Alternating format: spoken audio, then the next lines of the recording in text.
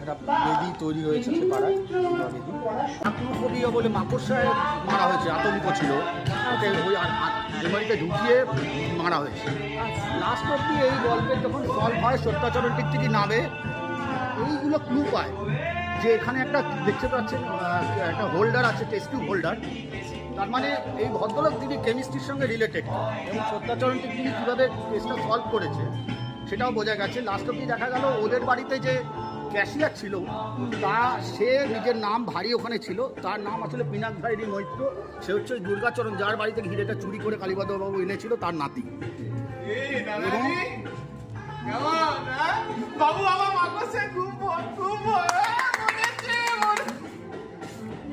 আচ্ছা,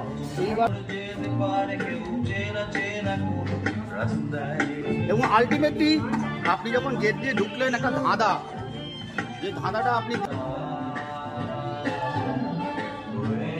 আমরা গানটার মধ্যেও গল্পটা পুরো বলার চেষ্টা করেছি। আচ্ছা, এই দুটো চক্র হচ্ছে, যেহেতু এটা ক্রিমিনালের সাইড, এটা হচ্ছে মূলাধার চক্র। আমরা মনে করি আমাদের যেটা লোভ কাম যা বলেন সেটা মূলাধার চক্রে সেই চেতনা শক্তি আটকে থাকে, তাই মূলাধার চক্রে এটা সিম্বলাইজ করা হয়েছে। আর গোয়েন্দার ত্রিনেত্র অর্থাৎ আজ্ঞা চক্র খুলে যায় মনে করা হয়, থার্ড আই, তাই ওই সিম্বলাইজটা করা হয়েছে। এটা গোয়েন্দার সাইডে দুটো সিম্বলাইজ করে একটা স্ট্রাকচার বানানো হয়েছে। দুটো কালারও সেই হিসাবে, মূলাধারের কালার লাল আর ওটা নীল। ওখানে টেস্ট করেছি, তো ও যেরকমভাবে জাল বিছিয়েছে সেটাকে ভেদ করে করে টিকটিকি বেরিয়ে যাচ্ছে।